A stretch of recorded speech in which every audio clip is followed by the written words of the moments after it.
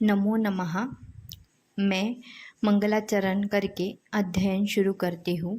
ओम सहस्राक्षं गणाधीशं स्वगुरुं च सरस्वतीं जनकं जनयित्रीं च शास्त्रादौ प्रणमाम्यहम्।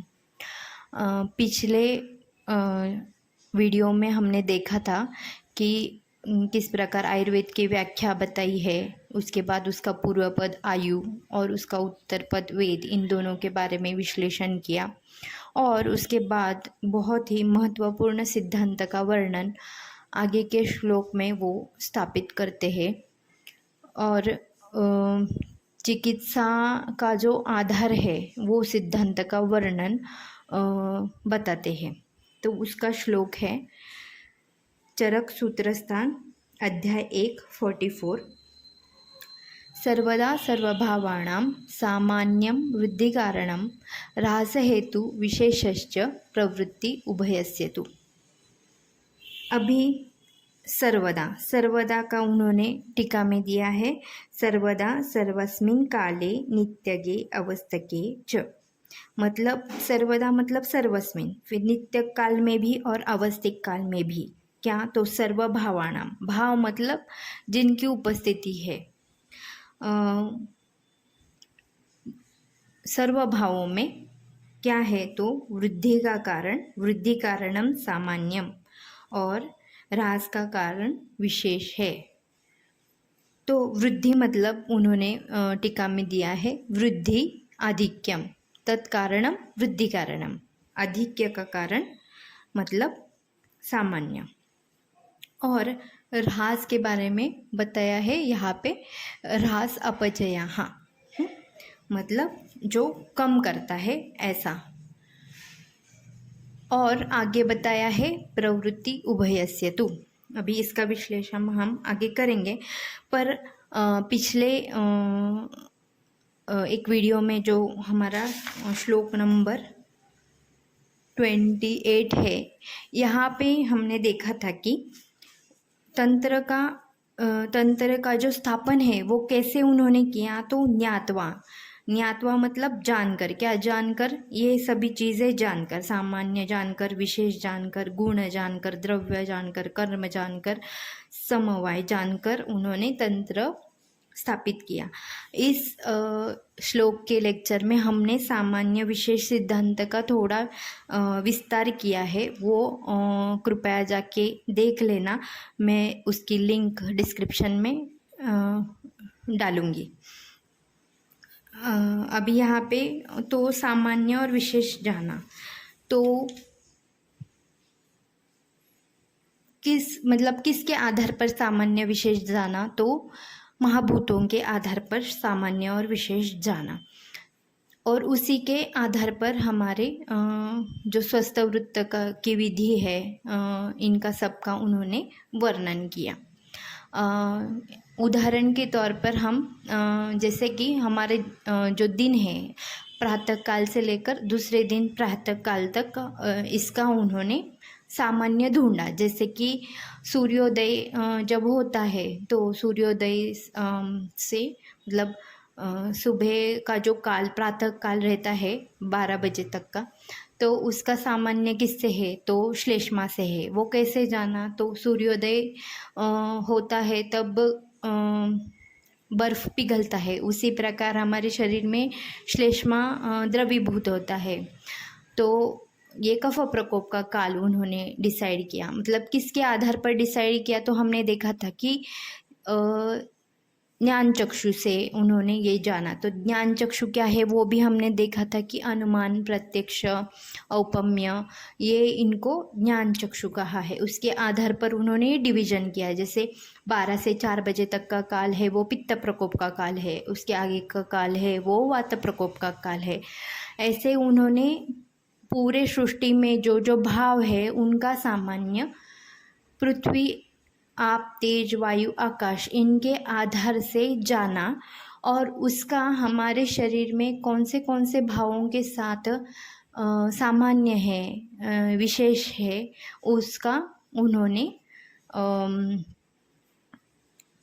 ज्ञान प्राप्त किया और उसके आधार पर ये तंत्र स्थापन किया। और ये जानने के लिए और एक ज़रूरी जो चीज़ है या सिद्धांत है वो हमें जानना चाहिए। जैसे कि हम जब पांचभौतिक आहार का ग्रहण करते हैं तो वो पांचभौतिक आहार हमारे शरीर में जाता है और उसका फिर विपाक होता है। तो विपाक, ये भी संकल्पना बहुत अलग है। तो विपाक जब होता है तो क्या होता है, तो जो हमने आहार लिया है उसका पृथक्करण होता है। किसमें पृथक्करण होता है, तो पंचमहाभूत में पृथक्करण होता है। उसके आधार पर डिसाइड होता है कि मधुर विपाक है, कटु विपाक है। और फिर जो महाभूत सूक्ष्म पंचमहाभूत उसमें निर्माण होते हैं, वो शरीर का जो हृदय यंत्र है वहाँ में आता है। और हृदय से व्यान वायु की मदद से वो युगपत अजस्र, मतलब कंटिन्यूअस प्रोसेस में ये चलता रहता है। और ये जो सूक्ष्म महाभूत जो तैयार हुए हैं वो पूरे शरीर में युगपत फैल जाते हैं। तो हमारा शरीर जो है वो ऊर्ध्वजत्रु या ऊर्ध्व नाभि के जो अवयव है वो कफ प्रधान है, अधोनाभि है वात प्रधान है, और बीच के जो अवयव है वो पित्त प्रधान है। तो और जो महाभूतों की गति है वो पृथ्वी और आप महाभूत की अधोगति है, और अग्नि, वायुव्य और आकाशीय इनकी जो गति है वो ऊर्ध्व गति है। तो क्या होता है, जब ये युगपत फैल जाते हैं तो समझो हमने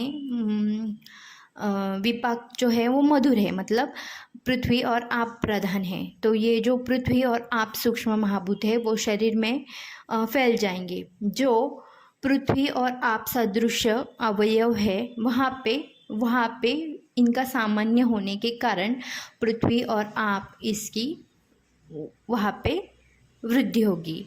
और जो अग्नेय वायव्य और आकाशत्व प्रधान अवयव है वहाँ पे उनका वायव्यत्व, अग्नेयत्व और आकाशत्व का ह्रास होगा। पर अगर हम ये इसका सेवन सम प्रमाण में करते हैं तो वो समता लाने के लिए मदद करता है। पर अगर अधिक्य होता है या हद से ज़्यादा इसका सेवन होता है, अतियोग होता है, तो फिर वहाँ पे वो उसका सामान्य के कारण वृद्धि होगी, नहीं तो ह्रास होगा। जिस अवयव से उनका समानता होती है उसके अनुसार वो कार्य होगा। तो ये जो पचन की क्रिया है या फिर किस प्रकार सामान्य, किस प्रकार विशेष शरीर में काम करता है, ये जानना महत्वपूर्ण है। तो इसके आधार पर हम चिकित्सा प्लान कर सकते हैं। ये हमें पता होना चाहिए किस प्रकार वो द्रव्य काम करेगा, ये हमें जानना ज़रूरी है। तो आगे का जो श्लोक का हाफ रह गया है, प्रवृत्ति उभयस्य तु। तो प्रवृत्ति उभयस्य तु की टीका हम देखते हैं। तो यहाँ पे वो कहते हैं, तो उन्होंने पहले प्रवृत्ति उभयस्य तु इति का जो आधार है वो बताया। वो क्या कहते हैं, अथ किम संबंधौ अपि सामान्य विशेष वृद्धि ह्रास कारण इति आह प्रवृत्ति उभयस्य तु। किससे संबंध होना चाहिए कि उसका वृद्धि और ह्रास ये कारण होगा।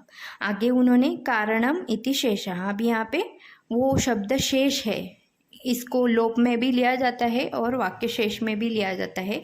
तो यहाँ पे उन्होंने कहा है कि यहाँ पे जो कारण शब्द है वो शेष है, तो प्रवृत्ति उभयस्य तु कारणम। तो उभयस्य मतलब क्या, सामान्यस्य विशेषस्य। उभयस्य का उन्होंने डिवीजन किया, सामान्य विशेष, मतलब उभय से क्या हम बोलना चाहते हैं, तो सामान्य विशेष च। प्रवृत्ति मतलब क्या, तो प्रवर्तनम शरीरेण अभिसंबंधः, तो शरीर से इसका संबंध आना चाहिए।